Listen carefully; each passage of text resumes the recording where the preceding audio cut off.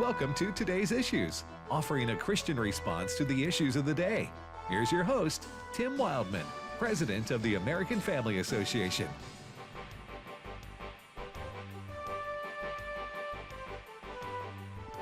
Hey, good morning, everybody. Welcome to Today's Issues on the American Family Radio Network.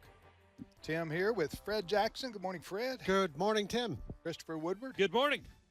And we don't, Ray's not here today. Nope. And He's still out preaching somewhere, I think. he just travels. Well, sometimes he travels the world. Spreading the word. Yeah. But Ray is, but he does a lot of these week-long Bible camps around the country, especially during the summer. Ray does, and he teaches usually a book or two of the scripture. Yep. And he's been doing that for a long, long time. KeepBelieving.com is his website if you want to check out a lot of free stuff there that Ray offers. KeepBelieving.com. But dear brother and an excellent Bible teacher. He sure is. Pardon me.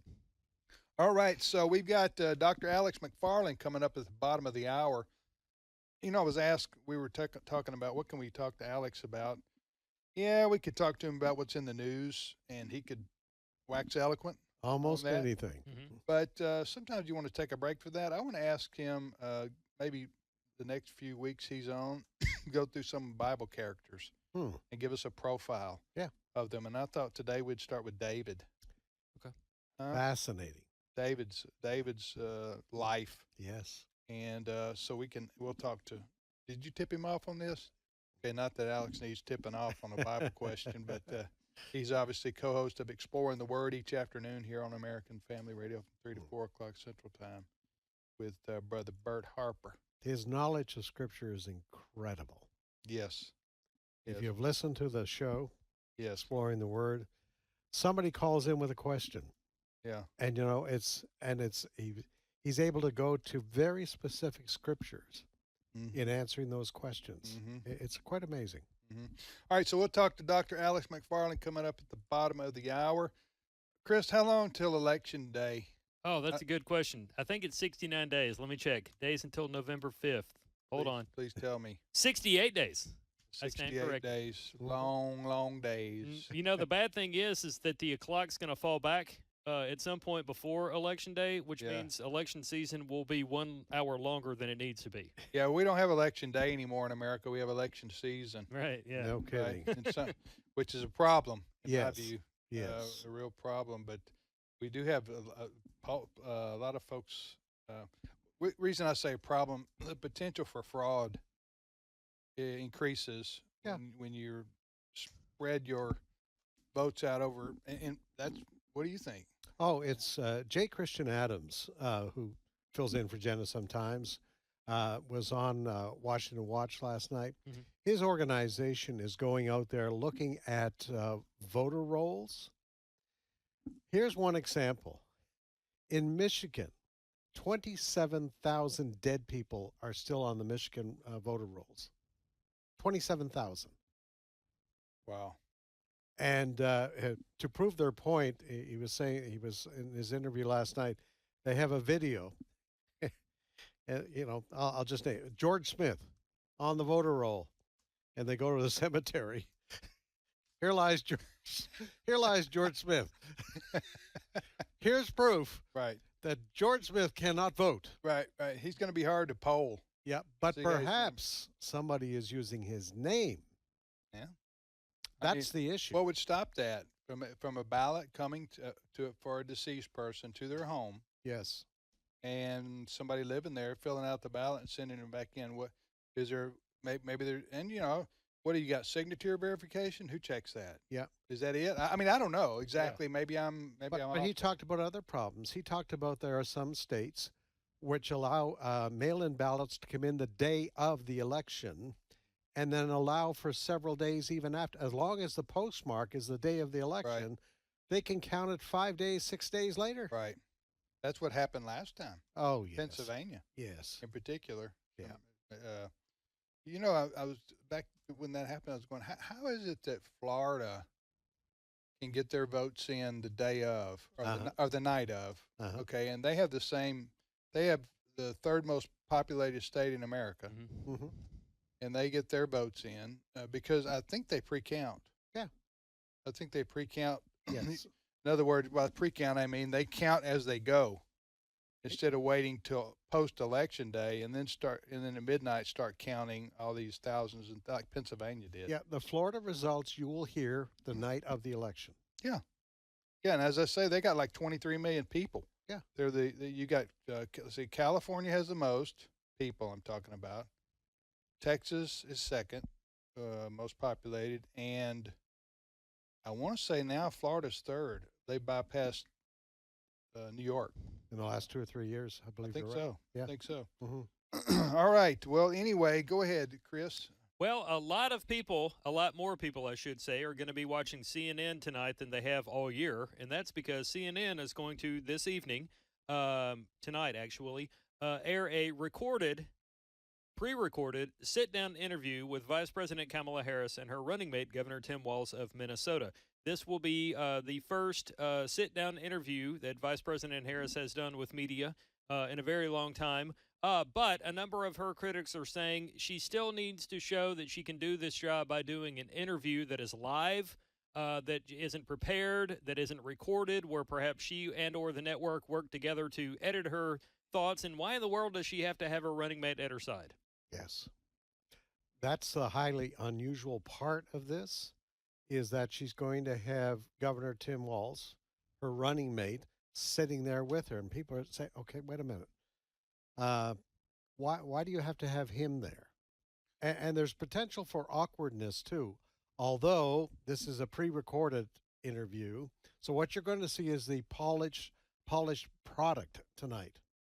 And a lot of people are wondering, well, how tough is the Dana Bash is going to be the CNN anchor who's asking the questions. How tough is she going to be? Is she going to go into the Harris flip-flops on Medicare, on the border, you name it, Fracking. fracking? Is she going to get into that? So that when is that now going to come? 9 place? p.m. Eastern. Yeah. Tonight? Mhm. Tonight? They're going to play but it back. It's not live. Nope. No. I don't think that Vice President Harris's team would have. And that, we'll see. I just don't think they would. They don't want to risk a live interview. Mm. Now CNN, are they an honest broker in this? Their record shows no. Yeah. That they are very liberal and they typically support the Democrats' position. There have been exceptions. You will find exceptions along the way where Jake Tapper will say something. You go, "Wow, that's fair," or they'll. But typically, there's a reason why CNN is viewed as a very liberal network, because that's their reputation. She chose them. That's how Yeah. this worked. Yeah. She chose. Now, there's a reason, obviously, Yeah. because they have a reputation of being friendly Yeah. to the Democratic Party. Yeah. So that's tonight and airs at 9 Central 9 Eastern, 8 o'clock Central. on CNN. How long is the interview? I don't know. I would guess an hour at least, maybe longer. Maybe longer. I can't imagine it going longer than an hour. That's going to be. We'll see how it goes. But why do you think she has him there? She may have him there as a safety net. Like Talking about Waltz. I'm yeah, talking about. kind of like an attorney stepping in to answer the question. Listen. She's just not very good on her Yeah. feet. And that's why he's there. He is there. She'll give a response. I'm making a prediction. She'll give a response, and then he'll chime in and say, and also, Right.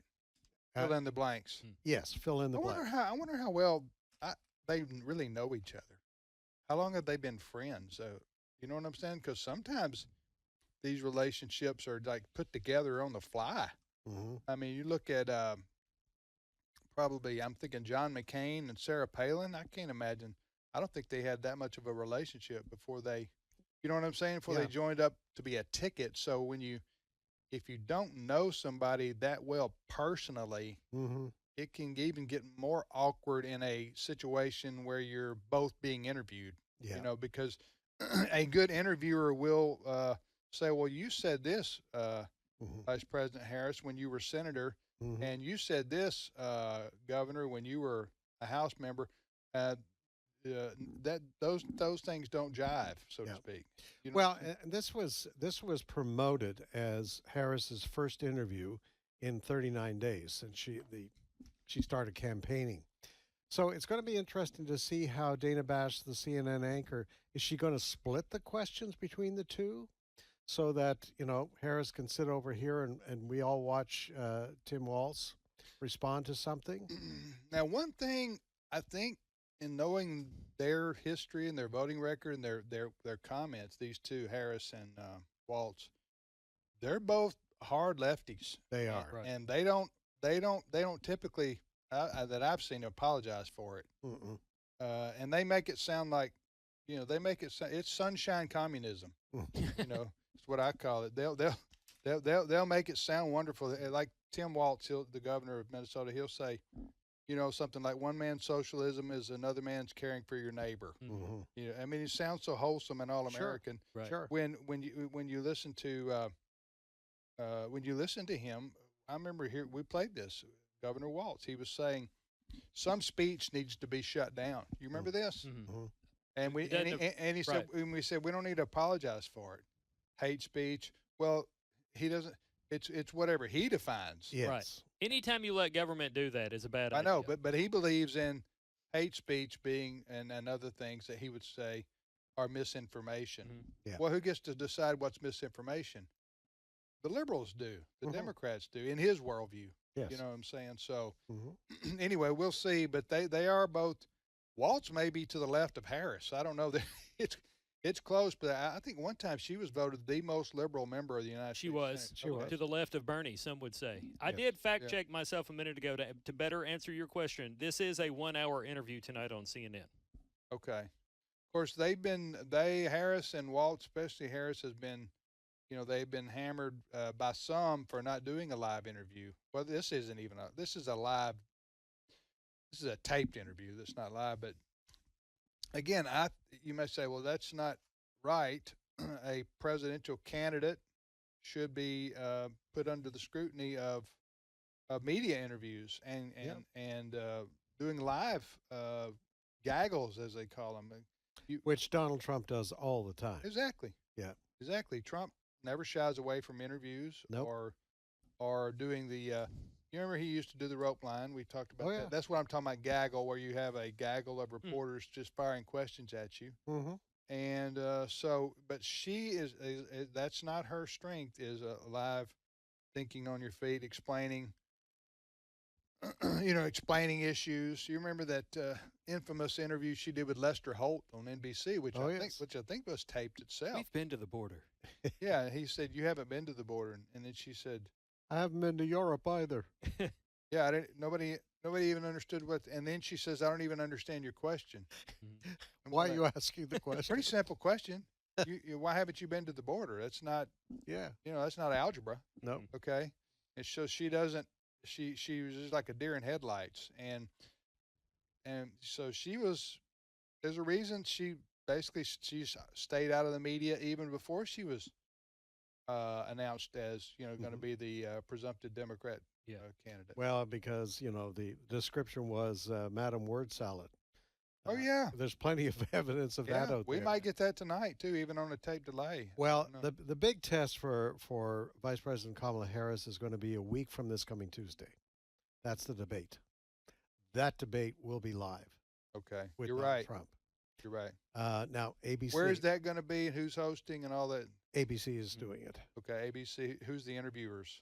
I think it's moderator, Jake Moderator. Tapper. Not Jake Tapper. Big it's- Tabber, CNN. Correct. It is. I'm going to get the names. I'm having one of those moments. Yeah. Rick Perry moment where he forgot It's something bad and then remembered. when you don't even remember what to call your moment. Yeah.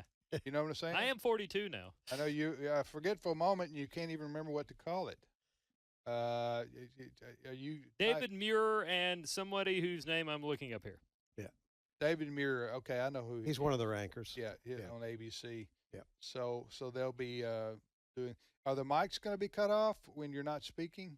When it's not your turn. That's been one of the discussions this week. Initially, Donald Trump said, I'll go with the same rules that we had with Biden, which Mike's cut off. Yeah. Then, according to what we've been reading, the Harris campaign in recent days has said, no, we want hot mics all the time. And the belief is that Harris is asking for that so she can have some moments when she can lecture Donald Trump about, I'm speaking, you need to be quiet, for example. Yeah, don't mansplain that to me. Yeah. Yes. Yeah. Lindsay Davis is the other moderator. I'm not familiar with her. Yeah. Is You it know, her? I'm surprised George Stephanopoulos wasn't one of the questioners. Yeah. Yeah. I think, quite frankly, the last interview that now Biden, the last debate, Biden and Trump, Trump benefited from the microphones being turned off. But you know, the visual imagery of poor Joe Biden during that debate was so disastrous. Yeah. It really didn't matter. Right. All people were going was, this fellow looks like he's lost, wandering around, Yeah. doesn't comprehend questions. I mean, it was terrible. And Trump almost didn't need to say anything. No, he didn't, and he didn't. Yeah. He had a couple of one-liners or whatever, but he didn't. For about the first 35, 40 minutes, he just kind of, sat back, let Biden do his thing, Yeah. and then he responded. And then he became Trump, and they argued about golf scores and all that stuff. Well, we'll see. But I think personally it benefits. It would benefit Trump if the microphones were cut off when they weren't talking, when it wasn't their turn. But if not, some people would say, well, no, I want to hear the back and forth. I want to hear the give and take. I want to, if they get rude, I want to know it. Mhm. For example. Yep. But she'll be ready for the soundbite moments. They'll prepare her for, okay, whatever Trump says to this, or whenever he tries to, put you down, so to speak, as vice president, then you say this Yes. to get your Oh, yeah. soundbite moment. Yes. That'll be repeated, Mhm. for the next in the 24-hour news cycle. Yeah. Yeah. I mean, the liberal media, and that's what most of them are. They favor her, and they Mhm. detest Trump. So, Yep. uh, It'll be It will be live, and so I'm interested to see how that goes. well, I was looking at the Real Clear Politics polls again. They're just not changing very much at all. It's just, if you look at the Real Clear Politics, which is the average of all the polls, Mhm. and those swing states, really the ones that matter. Mm-hmm. National polls don't really say a lot, don't really mean a lot, quite frankly, because so many states now, probably 40 states, how they're going to vote. It doesn't matter, if you put a baked potato up Yes. as the candidate in Massachusetts, they're going to vote for, if the baked potato is a Democrat, they're going to vote for the baked potato. Yep. I don't care what kind of toppings you have on it, they're Yep. going to vote. And in in Tennessee, you could put a baked potato up against a Democrat, as long as it's a Republican, and the baked potato is going to win. Yes. I don't know why I'm stuck on baked potato, but you get the idea. Yeah. In other words, there are probably 40 states that are very predictable, but there's about 7 to 10 states that are up in the air every election cycle. And it's been this way since Gore versus Bush. These swing states. Now, Florida used to be a swing state, but hasn't been. No. Recently, Ohio used to be a swing state, but it hasn't been. No. Recently, it's been red. They've been red states. But you just watch where the candidates are going. For instance, Harris and Waltz are in Georgia today. They're doing a bus tour. They've been there for 2 days. Okay. Trump, Wisconsin, and Michigan. Yeah. They're doing a lot of work, especially J.D. Vance is spending a lot of time in those states. It's just stunning to me still that Georgia's in play. Georgia has always been red. Mm-hmm. But from what I've read, READ, is that so many people now move to the metro Atlanta area Mm-hmm. that from out of state and from Yeah. out of the country and moved here, that it's changed the dynamics. Most of those people vote Democrat. Yeah. And so it's changed the statewide dynamics when you put all the votes together. You go out of Atlanta, it's all red, Yes. with maybe a couple of blue. Mhm. Blue exceptions, but they're not very big. but it's changed Georgia, because you look, they have 2 Democrat senators now, hmm and when you have Both from the Atlanta area. yeah, yeah. So now they do have a Republican governor, Right. Yes. Brian Kemp, who I think won by 7 points against Stacey Abrams last time. So it's still very viable that a Republican wins. But Trump, Trump is. I mean, I'm not criticizing Trump in this point. I'm just stating a fact. He's so divisive that that people might vote for Brian Kemp, the Republican in Georgia, but then they'll vote against Trump. Yes. They'll vote against Trump because they don't like him or Yeah. they don't like his behavior or whatever like that. Which is why the Republicans, I've seen Kemp in interviews now twice this week saying, we've buried the hatchet. That was a long time ago.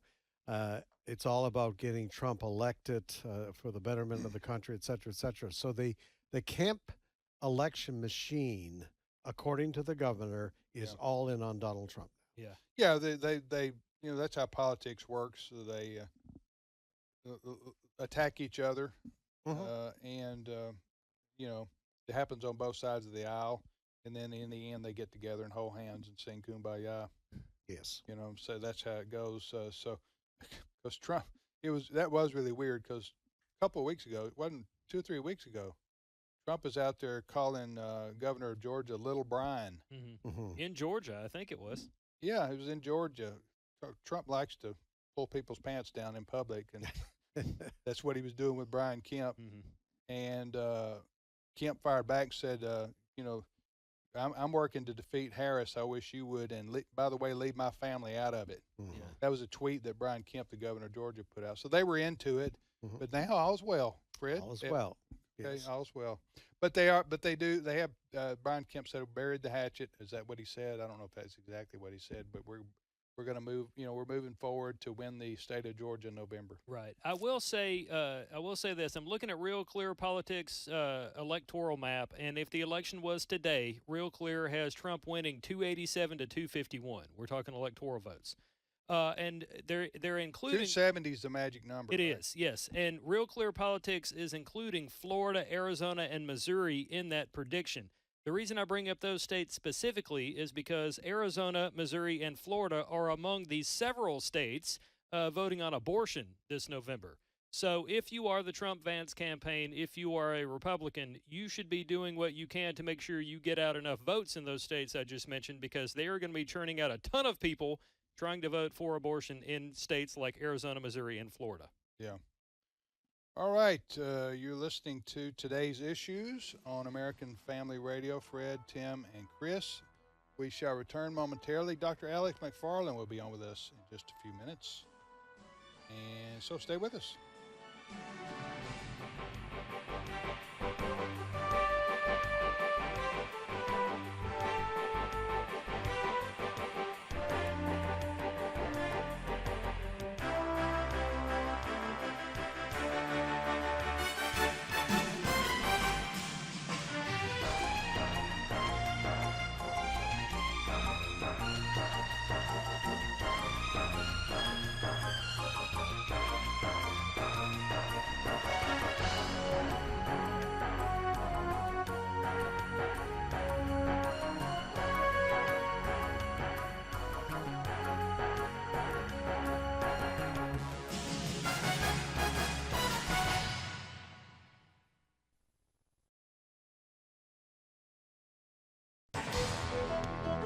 This is Today's Issues. Email your comments to comments@afr.net. Past broadcasts of Today's Issues are available for listening and viewing in the archive at afr.net. Now, back to more of Today's Issues. Good morning, everyone. We're back for the second half hour of the Thursday edition of Today's Issues. And August 29th. August 29th. And Ed was here. No, we'll ask Brent. How many days to Christmas? He's going to find that out for us. I know we got, I think, a year and a half till Election Day gets here. Huh? Yes. Wow. You talk about a country worn out Yes. by the time it gets here. We seem like we're in constant political mode. constant campaign mode, I should say. You know, when I moved here 27 years ago now, I was told the United States never stops election campaigns. Yeah, And it's true. yeah, It never stops. yeah. I know. Go ahead. 118 days, Fred. 118 days to get your shopping done. Oh, for Christmas, till Christmas. Christmas gets here. Yes. Okay. All right. Well, all right, Tim, Fred, and Chris, and joining us now from, I think, North Carolina. I think that's where Alex is, Dr. Alex McFarland. Good morning, Alex. Good morning, everybody. You home? I am not. I'm actually in Colorado preaching at Vista Grande Baptist Church in Colorado Springs. How do you know those folks? When I was working for Dr. Dobson and Angie and I lived out here for 8 years, that's where we went to church. Oh, Oh, okay. Well, And you so know, Steve Jordahl worked there at Focus on the Family for a while. We knew each other back in the day, yes. Okay. And lot of good friendships came out of that. And you know, it's always a blessing when you were a part of a church and years later they invite you back to preach. that's a good sign. Yeah, that's a good sign. Absolutely. That's a good sign. Well, I wanted to ask you, we could talk about the news of the day. I'm sure you could do that well and might want to, but I wanted to focus first. I thought, you know, when we do programs here on American Family Radio, we like to have some perspective. You know what I'm saying? And perspective is a biblical worldview perspective fundamentally. Everything we're experiencing here on earth is temporal. The old expression, Praise God. this too will pass, as they say, and we all pass, right? Mhm. After our time is up that God gives us here on earth. So everything is, today's poll, yeah, it matters for the future of our country in terms of, you know, where we're going to go and how we're going to live and our freedoms and all that. But really and truly, what matters is what the Scripture says, right? Amen. About life. So looking back through the Bible, I wanted to pick out a few characters, and characters, I mean, not that they're fictional, characters as in people who really lived and that God gives us their life story in the Scripture. And one of them was King David, right? Amen. And so I wanted you to give us a thumbnail of David and about his life there, if you would, Alex. Oh, wow. That's just wonderful. One of my favorite figures of the Bible and certainly the Old Testament, King David, was the shepherd boy who became the one they call Israel's greatest king. He was, in many ways, pictorial of King Jesus, who would later come. Maybe the most, you know, it's interesting. He's like hero and anti-hero. I mean, in 1 Samuel 17, David kills Goliath, the Goliath of Gath, who had held the armies of Israel hostage for 40 days. David killed Goliath. That's very famous. But then, anti-hero, he also committed adultery with Bathsheba, put a hit on Uriah the Hittite. Her husband. Yeah, caused Uriah to get killed. But then David was very repentant. He collected the building materials for the temple, but the Lord didn't let David build the temple because he was a man of war. His son Solomon built the temple. And so David is amazing. Now, what's interesting, as I'm sure you guys know, skeptics at one time questioned whether or not David existed, but he obviously did. He is absolutely historical. And if we ever get to go to Israel, we will go to what's called the City of David.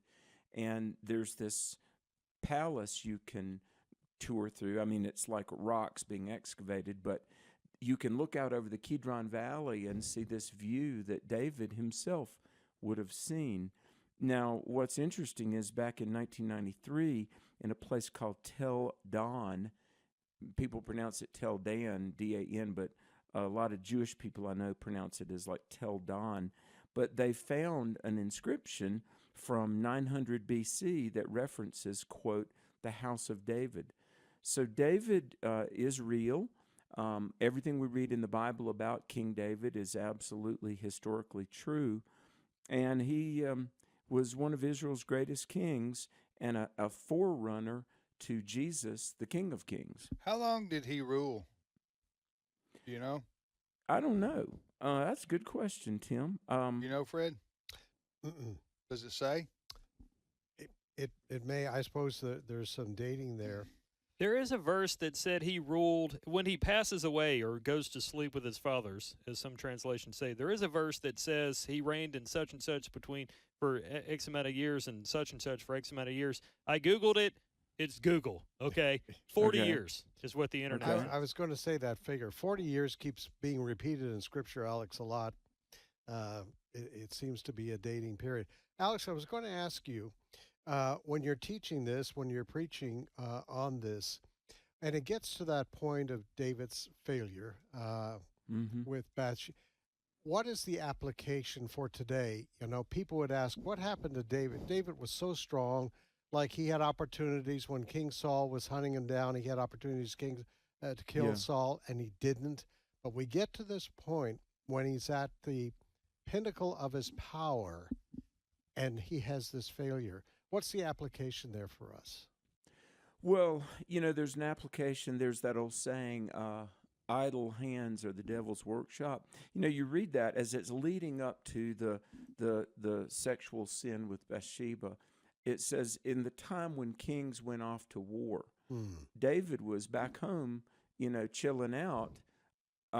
First of all, he was up on the rooftop and he sees a woman bathing, and he gives that second look. I think some of our application is, we're supposed to be about the Lord's business and be proactive in attending to our Christian growth. I know there's time for rest and there's time for vacation, but be careful about slothfulness and being idle. Also, be careful about lingering over temptation. Temptation is one thing, but David acted on that temptation. The other thing is abuse of power, and we've seen that in people that occupied the White House. I'm thinking of Bill Clinton abusing power with Monica Lewinsky. David abused his power, and he called for Bathsheba. And she, being a subject of the kingdom, she, was compliant and came, and then he impregnated her. But I want to say this, too, about David is that, failure is not final. Now, sin is wrong, and it's tragic when Christian leaders or any believer sins. But in Psalm 51, David was very repentant, and he said, restore to me the joy of your salvation. He didn't say restore my salvation, but he did repent and he wept. Now there is forgiveness and there's restoration. There's also repercussions. But let me say, I think in the life of David, the warning is that even the best of God's people can stumble and fall. The good news is God is God of mercy, and he will forgive if we repent and turn back to him. But I got to say this, guys, about the times in which we live. I love 1 Samuel 17. And maybe there's a lesson here. Follow Christ even at the risk of being misunderstood. Because listen, he goes down there, and his older brother Eliab, in 1 Samuel 17, Eliab goes, David, hey, punk, you're supposed to be back on the farm watching the livestock. You've just come down here to see the battle. And David says 5 words as he's picking up 5 smooth stones. He says, is there not a cause? And guys, that stirs my heart. Because let me just say about the moment in which we live. In 60-some days we have an election. All of us should be praying, maybe fasting and praying. My fellow pastors, you guys need to be preaching some sermons that could potentially get you fired. Is there not a cause? You bet there is a cause. And what I love about King David, Tim, we can talk about the failure, the restoration. There's, of course, Absalom, one of his sons, rebelled. But here's the thing. David was a man after God's own heart. He was fearless when it came time to standing up for truth and for the Lord. He didn't argue with his brother Eliab. He didn't waste any bandwidth on his critics. He just calmly said, "There's a cause," and he says to that Philistine, and we can say this to the world, really. You come with a shield and a spear. You come with viewpoint suppression and tech censorship and election fraud. I come to you in the name of the Lord our God, whom you have defied. And this day God will give you into our hand. And guys, there is a cause. And David, the warrior, brave soldier of the living God, I think those are some of the takeaways for our own times, that we can be valiant for truth just as he was. Amen. Talking to Dr. Alex McFarland, I just got one more question. Then, Alex is on this afternoon. Are you going to be on with Bert live? Well, yes, Jeff Chambly and I actually, Bert Jeff? is on the road preaching a revival this Okay. week. So all this week we're in Romans chapter 1, and it's Jeff Chambly and myself. Okay, this afternoon at 3:05 Central Time, right here on AFR. Tim, Fred, Chris, and Alex. One more question about King David, Shepherd Boy David, later King David. Did he write the Psalm, all the Psalms? The He didn't write them all. The book of Psalms. Go ahead. He wrote most of them. You know, David wrote a lot of the Psalms, and I think 75 or 80 of the 150 Psalms. You can tell which ones, really, Yeah, if you read them, because it's the same style over and over again, right? yeah. And There's- it's interesting. David wrote at least half of the Psalms, and his son Solomon, who also reigned for 40 years, wrote 3,000 Proverbs. So David and Solomon, they didn't have much idle time. Huh, Don't I'm seem to telling me. you.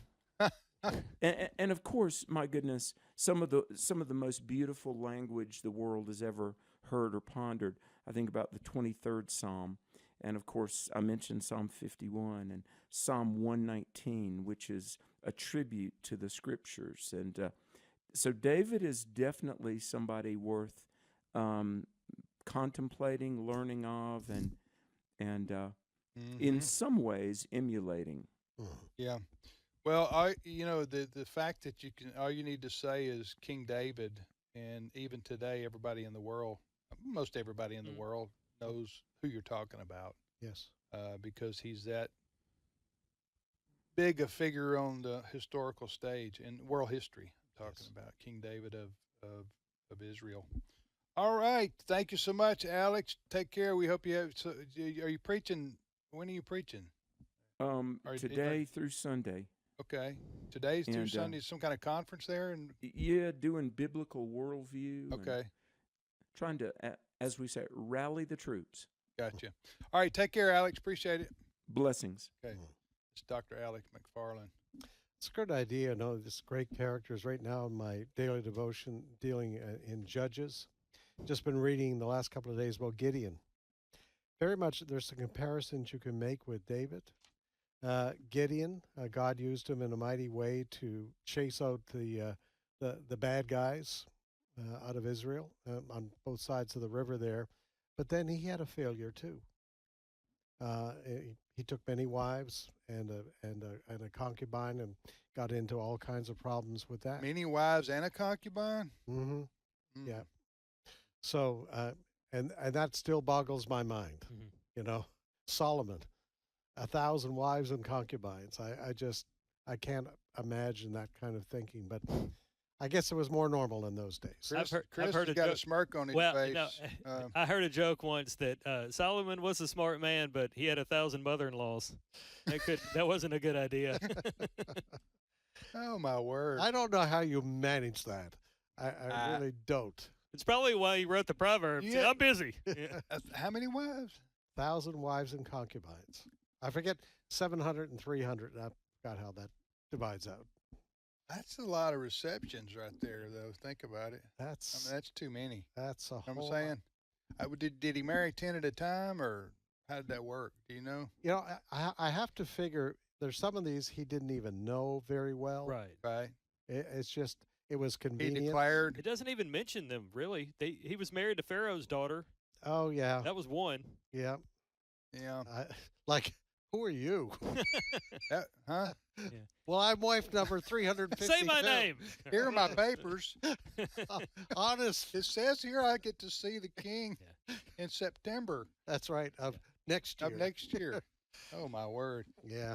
That was a big thing, wasn't it? Well, Multi-wives and what I've read, concubines and all that stuff. it was a representation of power. Yeah. Yeah. I call it a representation of why are you getting yourself in trouble? Right. All right, you're listening to today's issues. Next story. I Chris. do want to point this out because we had a story on it, and we'll continue to follow up on this. Earlier this month, the Southern Poverty Law Center wrote an article on its website, and their headline is this: Debunking ADF, or Alliance Defending Freedom's Debanking Conspiracy Theory. As we have long covered on AFN.net and discussed on this program, Alliance Defending Freedom has been sounding the alarm over Christians and conservatives and their organizations being debanked. In other words, going to a bank and being told, hey, we've closed your account. It's too much risk.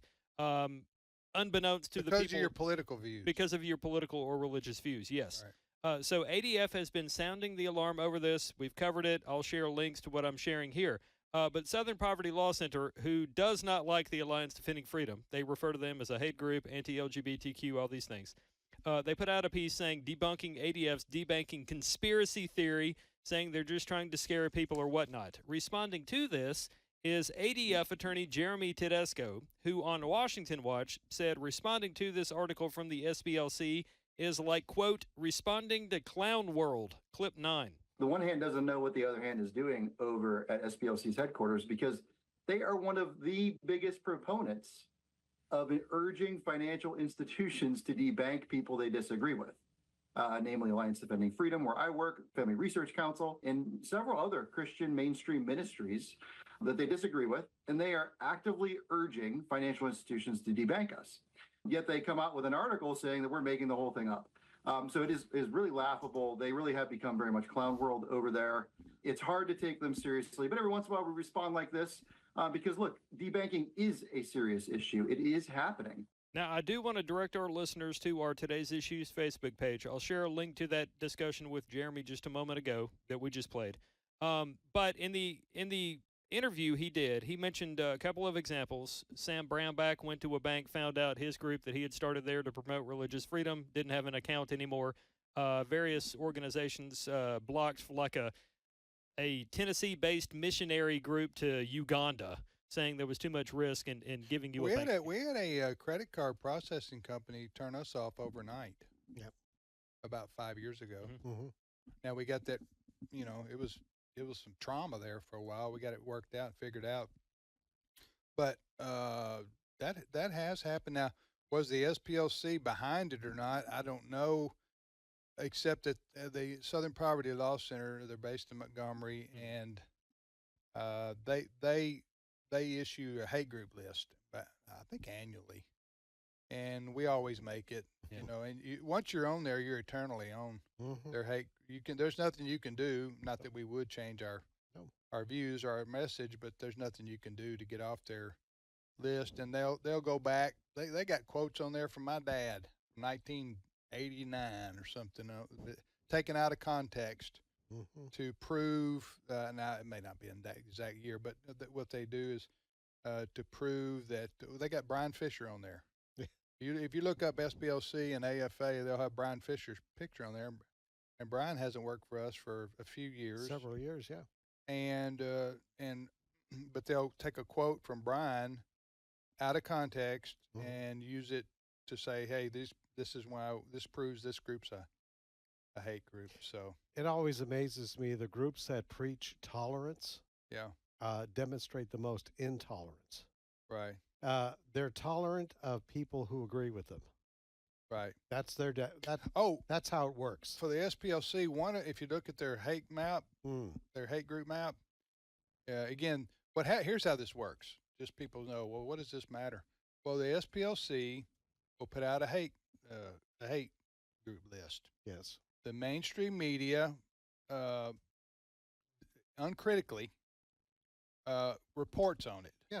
because they're in cahoots. Yes. Okay. Mhm. So and the mainstream media will say, well, according to CNN or whoever, I'm just using them as an example, would say, or the AP or somebody would say, American Family. Well, according to the SPLC, they're a hate group. Yeah. See how this works? Sure. And so that gets out there, and then that gets on websites and so forth. So that's how you get identified. There's no real substance to it. It's No. just that they're trying to spin you and create a conjecture about your views. They can't stand like the Family Research Council, Alliance Defending Freedom, Mhm. but they'll put you on a hate group list, so you're a hate group. Right. Especially if you have traditional views about homosexuality. Mhm. That they can't. Mhm.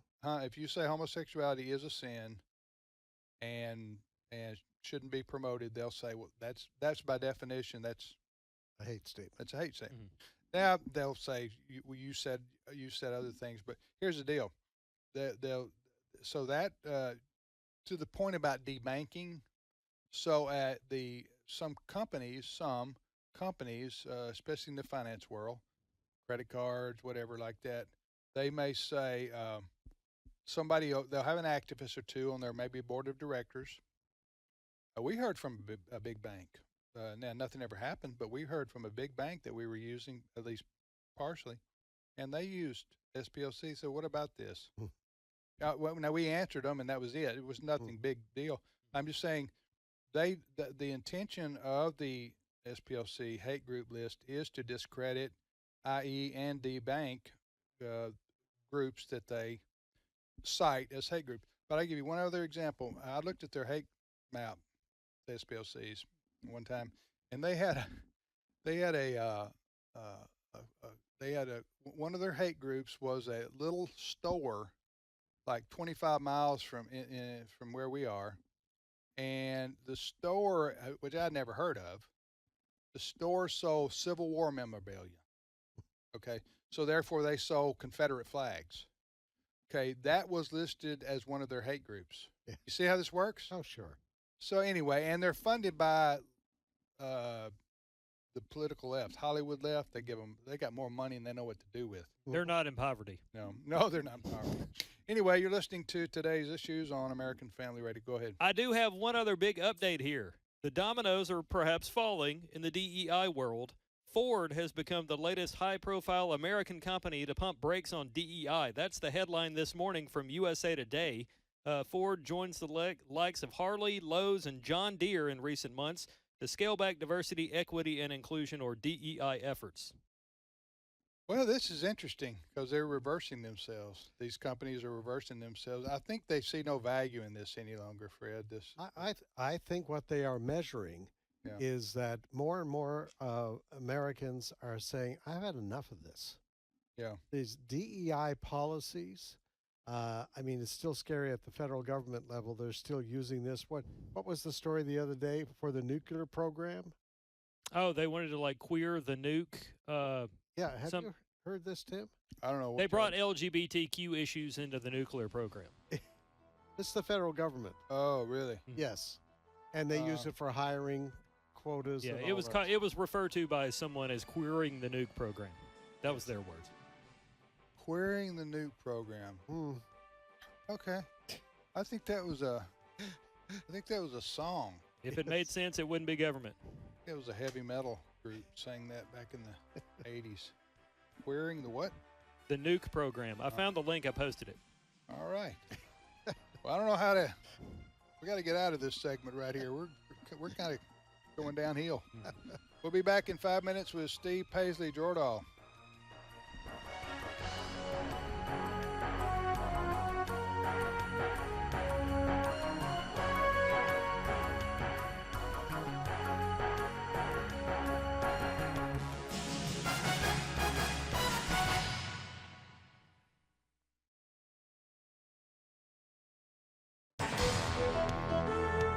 Today's Issues continues on AFR with your host, Tim Wildman, president of the American Family Association.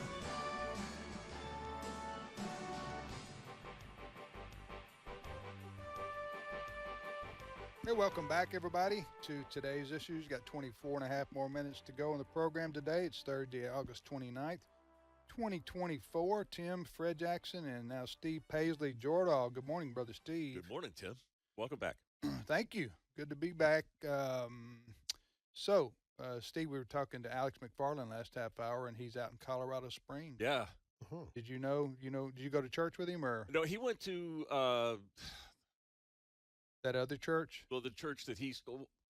I can't remember the name of the church. I talked to him yesterday. Yes, we knew each other. We worked together at Focus. Yeah. I went to a church called Woodland Valley Chapel, which was the second largest church in Colorado Springs. We had about 3,000 members or so, and now I guess the church that he is preaching at, has grown tremendously. It's got more than 1,000 How many employees did Focus on the Family have? at its height. Yeah, I should know that. I want to say 1,200 or something like that. Yeah, it was. I can't imagine that payroll. That's unbelievable. They have two massive buildings, three. I've been massive there. I've been on their buildings. campus before. But And- this was during the Dr. Dobson era. Right. It hit its peak 2005, 2006, as far as I was there at the time, and it was just gangbusters. 2008 came around, and the economy crashed, and Dr. Dobson left the ministry. And When did he leave? about 2008, about the same time the economy crashed. And some of the Did the economy crash because Dr. Dobson left? Or did some people might chalk it up to that, but the housing crisis and everything. But Dr. Dobson, some of the supporters of Focus went with him to his new family talk. yeah, it was not a pretty. It was not a pretty. It was a difficult time. Scene. It was a difficult time Right, to be right there. at the ministry. But yeah, so it's leasing. You did its Family buildings. News in Focus. I did. I used to. I heard we aired that long before you came to work for us. Then I've been on this station. Yeah, for a long you've been time. on. You've been on a long time with Family. Who else did Family News in Focus? Back. Who el- We're other talking back in reporters? the '90s and 2000s. Huh? Other reporters. Yeah, Stuart Shepard. I remember that name. Yeah. Who's now with First Liberty. He's doing video for them. Kim Troby. who Don't know is- Kim. Kim is a wonderful woman who's a great reporter. Yeah. Anyway, I thought Yeah. maybe some people might recognize those names. Yeah. Family News in Focus was a big deal on Christian radio for a long time. we had a good following. It was very Yeah. humbling to be part of. All right, what's your first story for us? Well, first of all, I want to tell you that I've been talking to all my Democrat friends and our Democrat listener here on AFR. They're a little nervous about the debate tonight. Afraid, Debate? I'm sorry, the interview tonight. Afraid Yes. that Kamala might unwind and everything. But I want to tell you, be at peace, be at ease. She's got a man sitting by her side to rescue her. So Ooh. Oh, Steve, I There don't you think go. you're supposed to say that. Huh? Bada boom. can I start with a couple stupid things before we get to real news? Yeah, but you want to apologize for what you just did there? Nah, not really. Okay, you're gonna have to go home this afternoon to your wife. I don't. Okay. She's laughing at. She's listening. The views and opinions expressed here by Steve Jordahl do not necessarily reflect those of Fred Jackson or Yes. yours Tell me truly. I'm wrong, though. That Yeah. She is a man. and Move on, Steve. Okay. Here's a hole. Here's a shovel. All right. Put the dirt back in. There's a new endorsement for Kamala Harris, and it might not surprise anybody. Ben Stiller is endorsing Kamala Harris, a Hollywood guy. The comic. Yes, the comic. And let me read. He says, just very excited about moving forward, all the energy and excitement that's around the movement right now. Let me check my notes here. That's why I'm here, because it's time for a change. And it seems like that's happening. Wait a minute. Ben Stiller, the comedian, is this a joke? No. So he says he's supporting Kamala Harris because he wants to see It's time for change. it's a time for change, yet it's Harris From the who's Biden the vice Harris president of the United States right Yeah. now. And so he wants to change. So you change from Harris to Harris? That's the change he's looking for? apparently, I don't know where the change is going to come from, but What do you he's think he meant? excited about it. What do you think he meant by this? Well, Another genius remark by a Hollywood type. I know, right? time for a change. Well, Well, time for a change. well, if he means let's move further to the left, I agree. I think a presidential Kamala administration would take this country even further to the left. Yeah, you know what? These people like him, Mm-hmm. he's there's no telling how much money he has. I don't know what his net worth would be. Ben Stiller, I mean, he's been a huge star for 20 years or more, in especially comedy. Yeah. Comedy films. There's no telling. how Son much. of Jerry Stiller and Yeah. and Mira. Yeah. Remember her first name? I want to see their answer when Harris and Waltz proposed their income tax, Yes. huh? Mm-hmm. Because Harris and Waltz represent like Bernie Sanders, Elizabeth Warren. If they had their way, there would be a 50% or more, maybe more, a 50% federal income tax on people making more than $1 million a year. Yes. That it's already like, I don't know. isn't it like 30, something like that? She's proposing a several $trillion tax increase. Yeah. So what I'm saying It's is, going to come out. if you were to say to Ben Stiller and don't enter politics into it, just say, hey, are you in favor of paying half your money to the federal Mhm. government? Yeah. And he would probably go, no, Yeah. that's my money. I earned it. Well, and- and Ben Stiller, how do you feel about unrealized capital gains? Yeah. Yeah. Unre- What's their stand on that? Yeah. Kamala Harris wants to tax your unrealized capital gains. In other words, we think in 5 years the value of your business or property Oh, is my going to go up word. by this much, but we're going to tax you for that projected gain right now. Wow. Or that the property has increased in value over the last 5 years. You haven't sold it. Your stocks have increased in value over the last 5 years. And they would You you to haven't pay sold it. taxes on that? They're still going to tax you on it. Yes. Now, it's highly unlikely anything like that would ever pass because there would probably be at least a few Democrats that would vote against it. The rich ones, I'm thinking. But yeah, so and the Republicans would never go for that. Yep. Never Yeah. go for that. There's an old joke that says liberals will tax anything that moves.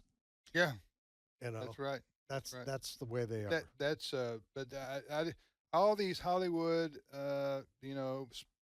actors and actresses, and they're it's a groupthink deal. They're almost with the rare exception, they're almost Mhm. all lefties, and you got a few of them that aren't. Yes. Very but few. At least the high profile ones are lefties, and I just want to see. I would like them to be asked directly about the taxation Mm-hmm. proposals of the Democrats that they support. Yeah. Because I just don't. Nobody's gonna say, hey, yeah, Sign me up. just sign me up for 60-70% federal income tax. Yeah. You know what I'm saying? All right, next story. All right, Steve. just another real quick. Congratulations to Johnson & Johnson. They are innovating medicine. They are forwarding and trying to bring gender equity to prostate cancer care. Let that sink in. I am. You see my gender equity to Prostate. something only a male can get. Mm. Okay. Now, what? Explain. Give us some Do context. they try to here, Steve. explain that? Yeah, It Johnson. says, for decades, researchers, healthcare professionals, patients, and their loved ones have come together to advance treatment and care for people diagnosed with prostate cancer. Clinical studies have been centerpiece for collaboration across the disease continuum, from early local disease to late-stage metastatic prostate cancer. Yet, LGBTQIA plus community and especially transgender individuals have historically been excluded from clinical research programs.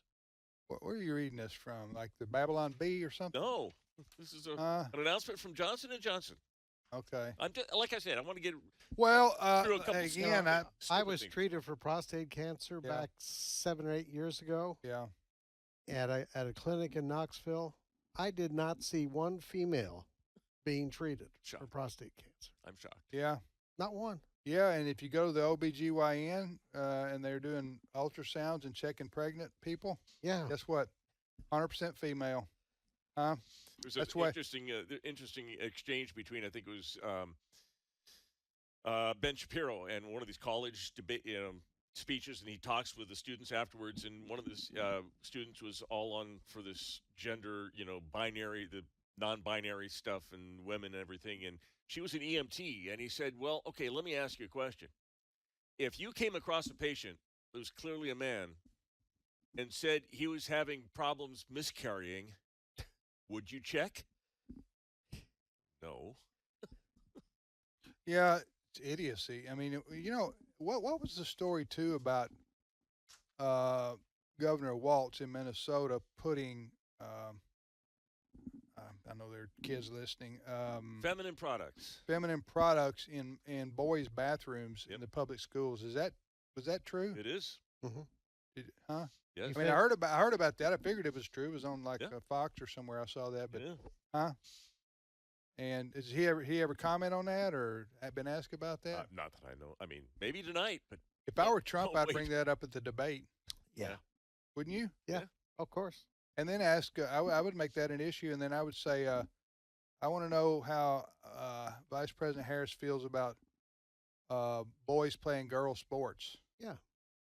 I would force that issue into because I think the American people are going to be 80-20, 90-10 against boys playing girls Yeah. sports. How do you feel about that male boxer claiming Right. to be a female Right. beating up the female boxer at the Olympics? How do you Right. feel about that? Right. I really would because that's a big issue that the left is pushing right now. Many on the left are pushing, not all, but many on the left are. It's funny. I was reading an article the other day of what's that actress who? Well, she's not an actress. She's a fitness guru. Who? Did y'all see that story? She moved from what's her name? She moved from California to Florida, and she's what? Michaels? Is there? I don't know. Okay. Anyway. Oh, is it Jan Michaels? Is I- that her name? I'm not I know into there are fitness, people- so I I know there wouldn't are be able to people- bring that up. There are people yelling at the radio right now. But her last name is Michael. You would know her face if you saw her. You would know her. She's very popular, fitness instructor, guru. Is that her name?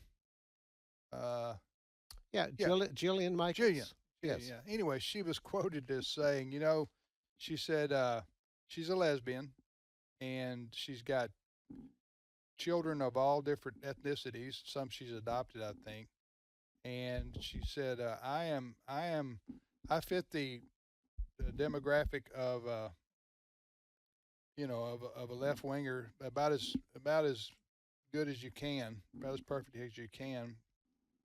She said, and but even I have left California because it's gone nuts out there. Yeah. She had more colorful language than that, but you know what I'm saying. She said,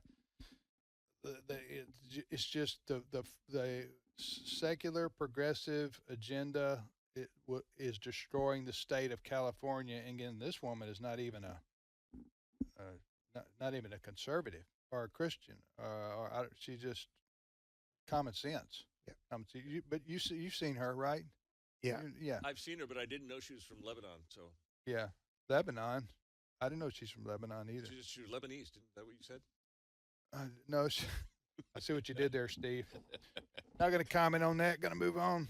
All right. All right. Next story. This is a serious story. Actually, the Inspector General at the FBI has. What's that person's name? They don't even give his name. He's just the How Inspector. do you know it's a General. he? May identify be as a a they. she. Could be they. Yeah. Okay, so he's Inspector General at the Inspector FBI. General. Every federal office has an inspector. Right. Has an Inspector General's Kind of office. kind of like an auditor. Right. Right. An internal auditor. That are not. They're independent. Anyway. They're there to try to prevent agencies from becoming corrupt. Well, they're not doing well. The FBI, the Inspector General, has found that the FBI is failing to report suspected child abuse cases to appropriate law enforcement agencies in about 50% of the cases. In a review of 327 cases involving allegations of sex crimes against children, the Inspector General found no evidence that the suspected child abuse was reported to appropriate local law enforcement agencies in 47% of the cases. And when the reports were made, they were made within the When the reports were made, they were made within the 24-hour period as is required by the Justice Department in only 43% of the cases. Now, the FBI has been doing a lot of work. It's been mostly political work on behalf of Joe Biden and the Democrats, but they haven't been being very good at getting suspected child abusers. Is there anything in the story that would indicate what the problem is? Is it an attitude towards those crimes or what? Go ahead. Where are you getting this information? This is AP. AP. But that's the Inspector General. You're quoting the Inspector I'm General. quoting the Inspector You're General. not saying "Thus says Steve Jordahl." No. This is the Inspector. The statistics the AP has pulled up from the Inspector General's report. Now they were supposed to revamp their reporting and all their policies after the Larry Nassar debacle. Remember the team doctor of the USA Gymnastics who was serving multiple life sentences for abusing That was gymnasts. stunning. Yeah. But apparently it hasn't. They're acknowledging it's made many mistakes. So there's that. Yeah. Next story. All right.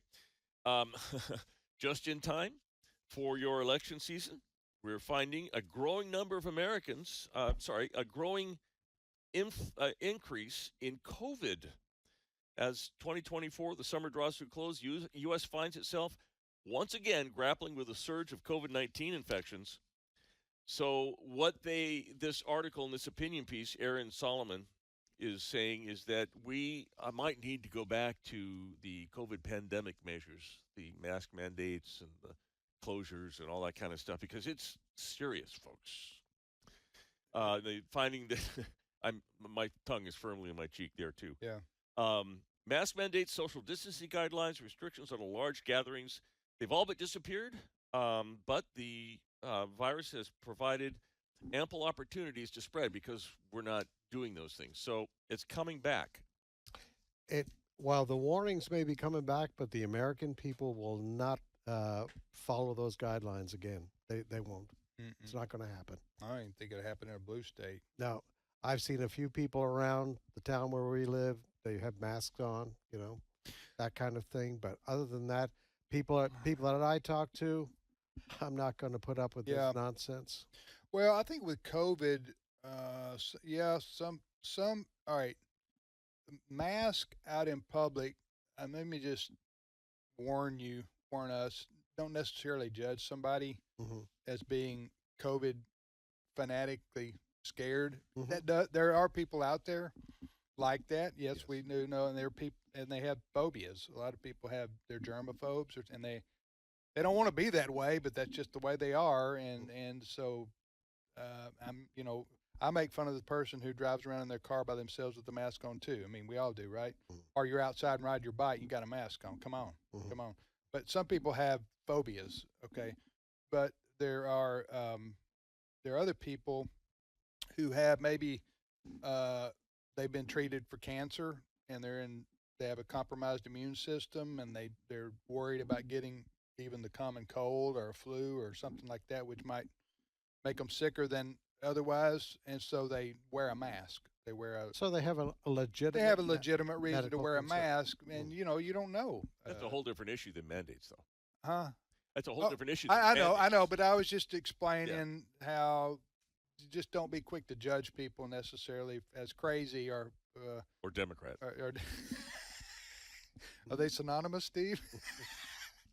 All right, so what did you say about the mandates? Yeah, I agree with Fred. I don't think mandates are coming back for COVID, not unless you got a lethal strand where even then it'd be hard to. Here's they're ramping up the fear though already. Last week, the Associated Press put out a story that the big vaccine producers are now shipping it out, millions of vaccines. Like these vaccines for COVID you're talking about? Yeah. And now I'm starting to see ads on TV, families talking about, I'm going to get my shot. I haven't heard anybody be seriously ill for a long time or certainly not the virus die from COVID in 3 years or so. The virus is mutating, but it is weakening as it goes. So like now flu. It's like a case of the flu, maybe a longer lasting case of the flu or a bad cold. And I talked to Dr. Peter McCullough, who's a cardiologist who's been all over the vaccine issues. And he says that the vaccines are coming out, they're very reactive. So they find whatever strain is in the ascendance, I guess, and they start working on the vaccine. The vaccines that they're putting out now, the strains are almost gone, down to like 10% of the cases that would be affected by this vaccine. But that's been the case with the flu shots too. Well, no, flu shots, they actually anticipate what the next generation of the flu is going to be. They use guess. mathematical models Yeah. to figure out how the virus is going to mutate. Yeah. I couldn't do that. That's why I didn't make it into medical school. That was the one reason. Those what you're talking about, those mathematical equations. Yeah. Those were sent me in a different career path. No, I just think when you across the nation right now, there's a high level of skepticism about Sure. all the medical warnings out there, a Right. very high level. Right. And What did Mark Zuckerberg? You have that story? Did y'all talk about it yesterday? I think we did talk about it yesterday, but we can talk about Well, it now if you give want. us a synopsis. Mark Zuckerberg has written a letter to to Jim Jordan, where he has admitted that the federal government pressured Facebook to censor information that was being put on their platform with regard to COVID, mostly. So that was one of the things he made. He also admitted that in 2020, they shadow banned all of the news stories about the Hunter Biden laptop. He said while they were fact checking he it, admitted to it. admitted to it, but he said they probably wouldn't do that again. And then the third thing he said in his letter was that he's, the Zuckerbucks that have been spent on election stuff, they all went to Democrat precincts and such. Right. And he says, well, it was all bipartisan, but the appearance is there that we were helping only Democrats. I put appearance in scare quotes there. He says he's no longer going to give any money to election issues. You know, in the give credit where credit's due department, Mark Zuckerberg deserves a lot of credit here, the founder of Facebook. It's called Meta now, isn't it? It is. Well, Meta's the owns several things. For him to own up to the failures of his company during the COVID scare, and do it. Basically, he's saying they were taking instructions from Dr. Fauci and the CDC uncritically, and they were censoring people talking about alternative or shadow. What do you call it? Shadow banning. Yeah, but in essence, it's censoring. Yeah. And he's saying basically, Mark Zuckerberg's saying, I will never do that again. I'm not going to give money just to liberal groups on politics. He's not going to do that again. And what else did he say? He's not going to do. The money and the COVID stuff, and then he. The Hunter Biden the Hunter laptop Biden thing. story. So it is. I suppose it could be courageous, but he is also responding to questions that you've ever seen a congressional interview where they say, "I'll get back to you with the answers to those." Yeah. This is one of those letters where Mark Zuckerberg is answering following questions, following some of his testimony. I'm suspicious of the timing. I understand. Well, maybe my praise needs to wait, but I'm just saying, at least he's admitting those Yep. things in letter form Yep. that we just discussed. All right, we're out of time. Thank you for yours. We'll see you tomorrow. Have a great day, everybody.